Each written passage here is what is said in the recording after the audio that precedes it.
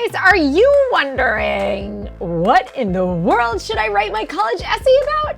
Or are you just having trouble figuring out how to approach your essay in general and need a little bit of mind inspiration? If so, this video is for you.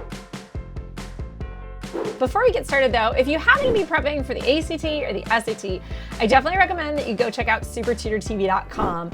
We're going to be releasing the best SAT prep course ever. It's a video prep course with over 50 hours of video tutoring with me, and that's going to drop in September. We already have the best ACT prep course ever released. It's over 70 hours of video tutoring. You can go buy it right now if you're prepping for the ACT. So go check that out. It's an awesome way to up your score. Let's get into this video. My first tip for you guys is to read other essays that worked. One of the things that I think students struggle with is like, you've never had an assignment at school before that's like, write a college essay. You've had write a literature analysis essay maybe you've had write a book report, but you've never had write a college essay. So some of you are probably sitting there and going, what the heck am I supposed to do anyway? And if that's you, one of the best places to start is to read a few examples of essays that work. So where do you get these other essays? Well, if you go to our blog that is associated with this video, that blog can be found at SupertutorTV.com. You can go and read our list of some websites and some web links that have links to real essays written by real students that worked. In addition to finding them on websites, you can also find books that contain a compilation of college essays. So in terms of books that you can get on college essays, there's one that's like 50 successful Harvard application essays. There's another one that's like 50 successful Stanford application essays. There's another one that's like 50 successful Ivy League essays, like variation on a theme, right? And then there's another one that's called like 100 successful college essays, like really original titles here, people. In any case, I will put links to some of these books in our comment section below, as well as in our blog post. If you want all this information, our blog post is really the best place to go. And then finally, the last place that you can get example essays is from people you know.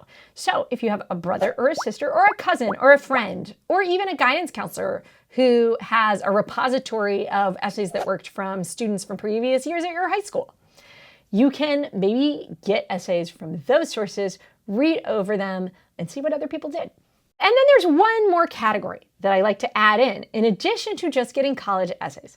Another type of essay that I often recommend that my students check out isn't a college essay at all. It's called an op-ed.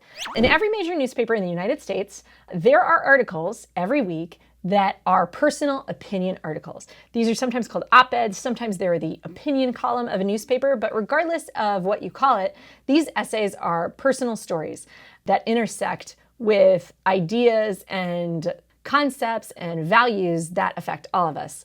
And I find them really good templates for college essays because they're a way that humans on an individual scale talk about what matters to them. They talk about their personal stories, and then they talk about them in a way that helps create some broader point, some lesson learned, or some bigger narrative that we all can share in and learn from. So that's another kind of article that you could check out or read if you're writing a college essay. So as you approach these essays, it is not your job to plagiarize them and copy them word for word, or just redact out all of the specifics and then write in your own information. That's not how to write a college essay. What I want you guys to do instead is try to analyze these essays and figure out why they worked and figure out how you can create strategies to achieve those same kind of positive results, okay? What that means is ask yourself, what strategies are they using and do those strategies work effectively or not? What kind of topics are they writing about, and do those topics work well? Are those topics that you resonate with or that you might be able to come up with, or are they something that maybe isn't in your wheelhouse?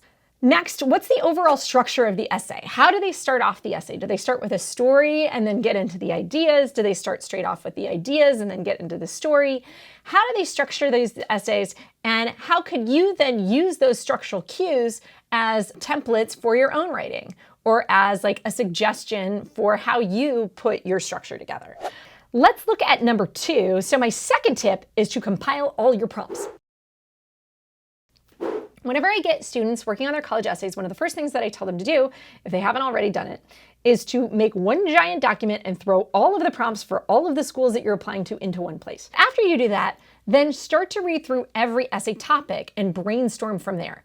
I think one mistake that a lot of students make is they assume they have to write the Common Application essay first. And so they start off with all the Common App prompts and they stare at them and they have no idea what to write. And they feel totally intimidated and can't even type a letter.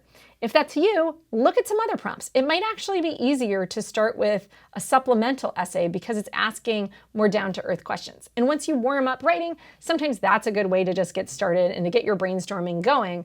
The other thing that happens with a lot of my students is that they end up developing out an essay that started as some other essay into their Common Application essay. Just remember that writing is rewriting, and that means oftentimes if you can just get yourself writing over here in this corner, you can often then turn that into a response for something over here, or grow that idea. All right, let's talk about tip number 3, and that is write down your life story. If you are really stuck and can't brainstorm anything and have no idea what to write about, sometimes if you just sit down, no pressure, no prompt, and just write down your life story, that will at least put some clay on the table so you can start to think about what you've experienced and how that experience might reflect who you are, what you believe, etc., etc. That exercise is not meant to be the essay itself. It's just an exercise to try to get you thinking about what's happened to you and what kind of ideas you might be able to write about. Number 4. Start with a list about you. So sometimes it's really hard to come up with the exact topic for your essay, but it might be easier to come up with a list of all the things about you that are awesome that you want colleges to know about you. This could be everything from what your sense of humor is to the fact that you're really good at thinking creatively. It might also be that you think your mom is super awesome and you respect her and you think she is such a great role model and you want to talk about her. Maybe you're a great violinist, or you love chemistry, or you're a twin. Whatever it is that you want colleges to know about you or that you think makes up your specialness or sets you apart, make a list of all those ideas. And then what you do after you've compiled this list of all the wonderful things that you want colleges to know about you, you start to think through, how can I tell a story that reveals these traits? And finally, number 5 is just write. I know sometimes you guys sit around and you're trying to make a little list of like what to write about in your college essay, and that's all fine and dandy. But if you find that that list is going nowhere, sometimes the best thing you can do is just read the question and start typing. I realize that some of you are afraid that in doing so, you will just start typing a bunch of marshmallow mush all over your page. But what I'm here to tell you is that it's okay to sometimes be typing marshmallow mush page after page. Because if you just sit down and force yourself to write, you're putting yourself in an engaged position to actually think of ideas. Sometimes it's the process of writing itself that starts to open up our mind and starts to open up our ideas. Until we actually start to write, we can't necessarily come up with our best thoughts. So if you're stuck, my best advice is start writing. Write an answer for every essay prompt in that giant document that you had. Just start with one essay. Write 5 different Common App essays, right? Write every prompt if you don't know which one to write about. But just write. And I promise at some point, you will see a little glimmer of hope. You will find a little glimmer of something interesting, a little tiny seedling from your mind's marshmallow mush that you can water and you can grow and you can turn into something worth reading about. I hope you guys enjoyed this video. Good luck writing. Thanks so much for watching. We've got lots more videos and college essays, so feel free to hang out for a while if you're not quite ready to type yet. And I'll see you guys later. Bye.